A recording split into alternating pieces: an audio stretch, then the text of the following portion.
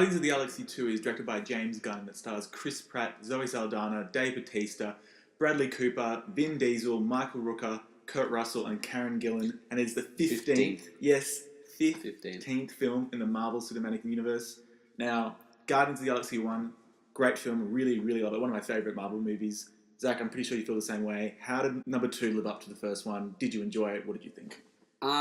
Okay, so when I saw it for the first time, I've seen it twice. I originally thought it wasn't that great a movie. I thought it tried too hard to be the same as the first one. There were a lot of similarities, but then the best part about it was that they added so much more emotion to the characters, and each character had their own, counterpart who they'd spend a lot of time with in the film, which did sometimes take away from the story, but it did really resonate with the audience, I think. See, I really like this movie as well, but I kind of liked it for different reasons. I actually thought that the emotional stuff that the movie tried to do, it was fine, but I didn't find it to be particularly that engaging. What worked for me was just what worked in the first one, is that you've got great characters, great actors portraying these characters, and it's just, for a lot of the movie, it's a really fun ride. This movie, for one thing, doesn't really... I mean, the plot of the movie is very kind of just relaxed for 3/4 of the movie. It only really kind of picks up as a kind of stereotypical action movie plot in the kind of last quarter. And up until that point, it's just... I mean, there's a few little plot machinations, but it's just a lot of fun with these characters. The actors portraying them are really great. It's funny. The script by James Gunn, who also directed this movie, is hilarious for a lot of the parts. Special shout out goes to Dave Bautista, who's playing Drax the Destroyer. Former WWE wrestler, who turned actor, and he's absolutely hilarious in this role. He's really made it his own. Absolutely hilarious. But yeah, it's just a fun ride. The movie looks incredible. Visually, it's one of the best looking Marvel movies I can think of. No, I totally agree. Because you look back at Civil War, Avengers 2, there are other YouTubers who go in about color grading in the Earth-based Marvel films. Guardians of the Galaxy and at some parts Doctor Strange really just explode in colour. I think it's the kind of, with the Marvel movies, where you have these kind of more space-based or kind of mythic-based characters rather than the really kind of grounded Earth ones, where you can call any Marvel character grounded. But, James Gunn has really just given free rein to do whatever he wants. And, I mean, there's this one sequence where they're going through an asteroid field, and just the asteroids colliding into things just...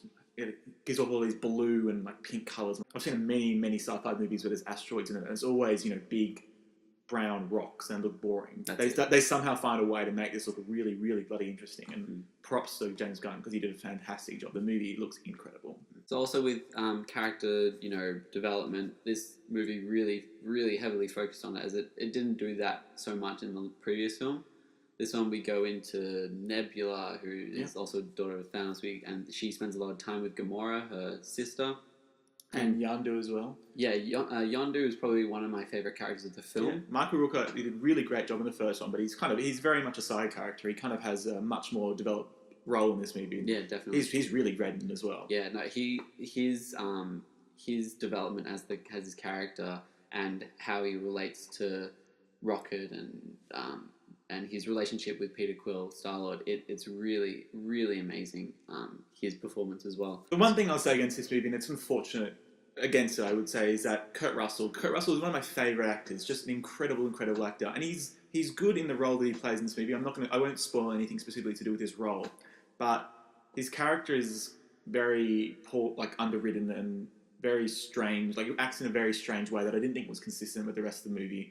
And when it kind of involves the main part of the plot towards the end, it felt a bit rushed and a bit underdeveloped. But for what we have, having Kurt Russell in a Marvel movie is awesome. We also have Sylvester Stallone making a very brief role in this movie, but I think he's going to play something more in the future of the Marvel movies, I think, as well. Yeah, the Sovereign. Kind of a minor villain in the movie. Yeah, the reoccurring villain, I'll say as well. They were the character who you forget about, but then hey, they're back here again. I thought they're actually surprisingly funny, even though the character traits that they possess are kind of...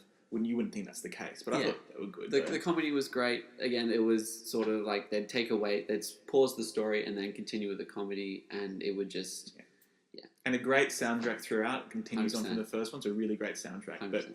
But so overall, it is a great movie. I just think some of the plot, and specifically the Kurt Russell character, was a bit underdeveloped and a bit kind of cliche towards the end, but it's a fun ride overall. You go back for the characters, you go back for the comedy and the music, and even the visuals, and this movie delivers that in spades. Make sure you guys stay after the credits for the movie. There's 5. That's right, 5 post-credit scenes. So make sure you stay. You don't want to miss any. And a whole bunch of Easter eggs throughout as well. Yeah, which I was absolutely. surprised. So, Before we wrap up, make sure you head over to our Facebook page. Congratulations to this winner here. we had a giveaway for the Old Man Logan comic on our Facebook page. And for our next review, we'll be announcing the winner of this Guardians of the Galaxy Blu-ray copy. Make sure you check out our Facebook page. Details will be there. We're the Film Minutes, and we'll see you next time. Peace.